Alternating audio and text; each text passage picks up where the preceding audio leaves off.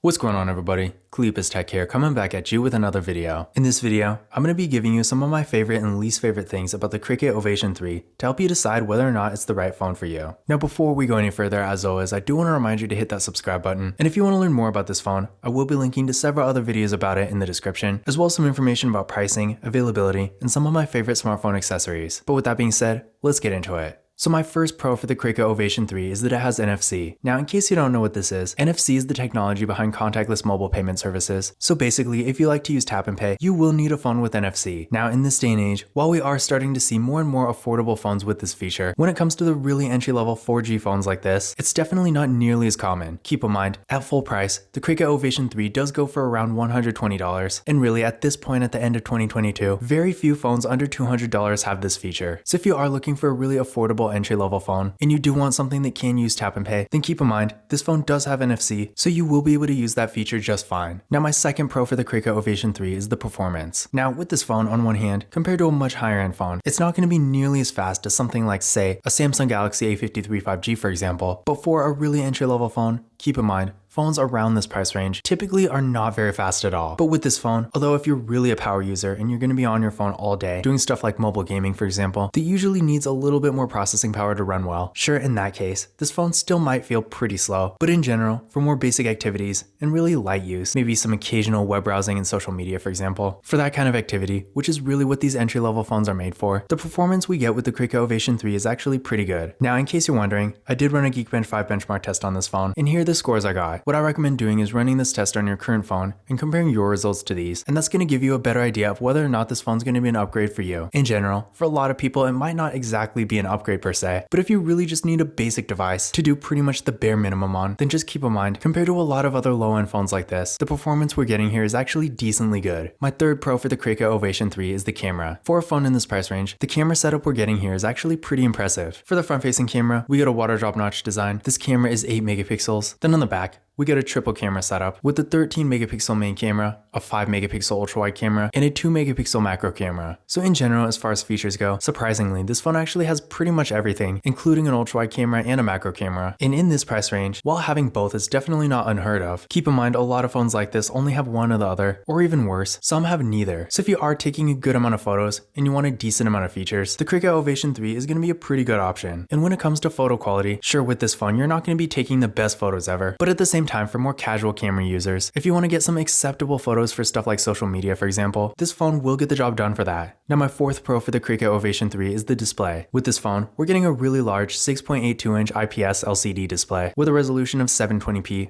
a PPI of 246, and an aspect ratio of 20.5 by 9. So in general, for what it is, the display we're getting here is actually really good. First of all, at 6.82 inches, it's definitely a really large display. So if you're going to be on your phone a lot, especially if you're consuming a lot of content, having a display this big is definitely going to be a great thing. With a 20.5 by 9 aspect ratio, we're getting a pretty tall and narrow form factor. So if you're doing something in landscape mode, like watching a video, for example, you're going to get a really immersive experience, and things are going to look nice and cinematic. And if you're doing something like browsing the web or reading, you'll be able to fit more content on the screen without having to scroll as much. Aside from the size and dimensions, despite not having amazing image quality, I still would say it is pretty good for what it is. Although it only has a 720p resolution, things do look decently sharp. The brightness is pretty good, the colors look decently nice, and although the phone might be a little bit harder to see outside in the sun, for example, in general, the viewing angles still aren't terrible. So overall, if you want a really entry-level phone, but you also want a decent display for consuming content, the Cricket Ovation 3 is going to be a pretty good option. And finally, my fifth pro for the Cricket Ovation 3 is the security features. Now with this phone, we are getting Face Unlock, and it does have a fingerprint scanner right here on the back. Now on one hand, for a much higher end phone, this would be more or less an expectation, but for a lot of phones in this price range, just like with the camera features, it's really common to get only one or the other. And even worse, some phones have neither Face Unlock nor a fingerprint scanner, in which case you'd be stuck using a pin. And I mean, for that matter, even higher end phones like iPhones, for example, or something like the Google Pixel 6a, still only have one or the other, despite being almost 10 times the price of this phone. So in general, if you do care about security features, and you want a phone that has both Face Unlock and a fingerprint scanner, then this phone, having both features, is definitely going to be a good choice. But now that we've gone over some of the good things about this phone, let's talk about some drawbacks. So my first con for the Cricket Ovation 3 is the bulky design. Now this is really the downside of having such a large display, because although some phones, like the Motorola Moto G Stylus for example, can kind of pull it off, this phone has slightly thicker bezels. So with this, combined with again having such a large display, definitely makes it more on the bulky side. And in addition to this, with an entry-level phone like this, the materials are going to be a little bit cheap, so you're probably going to want a case for it. But if you put a case on a phone like this, it's going to make it even more bulky. So if you do want something a little bit more compact, then this is definitely not going to be the phone for you. My second con for the Cricket Ovation 3 is the storage. Now this is probably one of the worst things about this phone, but unfortunately with this phone, we're only getting 32 gigabytes of internal storage, albeit with micro SD card expansion, but still, at the end of 2022, going into 2023, I feel like 64 gigabytes is really a bare minimum at this point. I mean, even if you're mindful of what you're putting on your phone, 32 gigabytes is going to fill up pretty quickly, so unless you only have a small handful of apps, you're probably going to want a phone with more storage than this. But that being said, to be fair, at least we do get micro SD card expansion here, so if you have a lot of photos and videos, for example, that will help quite a bit. My third con for the Cricket Ovation 3 is there's no stereo audio. Now, to be fair, not very many phones under, say, $200 have this feature, but that being said, if you like to listen to music or maybe watch videos without using headphones or an external speaker, not having stereo audio will make your experience significantly worse. Now, in case you don't know what this means, when a phone has stereo audio, sound comes out of the main speaker and the earpiece, but unfortunately with this phone, whenever you're playing media, sound is only going to come out of the main speaker. Now, on one hand, if you use headphones all the time, this is really not going to make a difference, but in general, having stereo audio gives you a little bit more flexibility in the way you're able to consume content, so if you're doing a lot of that, I feel like it's a really important feature to have. So just keep in mind, if you do like to do that stuff without headphones, you might want to go for a different device that actually does have stereo audio. My fourth con for the Cricket Ovation 3 is the battery. Now, to be fair, the battery on this phone really isn't terrible. With a 4000 mAh battery supporting 10-watt fast charging, the battery life we get here is at least going to be decent, and as long as you're not using your phone heavily all day, it should at least last decently long. That being said though, even in this price range, there are several phones out there that have 5000 mAh batteries, so just keep in mind, if the battery really is a priority for you, you can definitely do better. And finally, my fifth con for the Cricket Ovation 3 is the long-term software support. Now the bright side of this is that with this phone, we are getting Android 12, which granted isn't Android 13, but at least it's decently newer, so that is a good thing because I have seen plenty of phones in this price range that despite being made at the end of 2022, still only have Android 11, so in general, it could be worse. But that being said, with this phone, you can't really expect to get any major updates, so I seriously doubt it's going to get Android 13. So if you are someone who really cares about having the latest software, then keep in mind, this phone is probably not going to be the best choice for you. But those were my pros and cons for the Cricket Ovation 3. In general, despite some drawbacks, if you're looking for a really entry-level phone with a good display, a nice camera, and decent performance for more basic activities, I do think this phone is definitely worth considering. Now once again, if you do want to learn more about it, I will be linking to several other videos about it in the description, as well as some information about pricing, availability, and some of my favorite smartphone accessories. But that's it for this video. If you enjoyed it and found it useful, be sure to give it a thumbs up and hit that subscribe button. Don't forget to follow Kalipis Tech on Twitter and Instagram.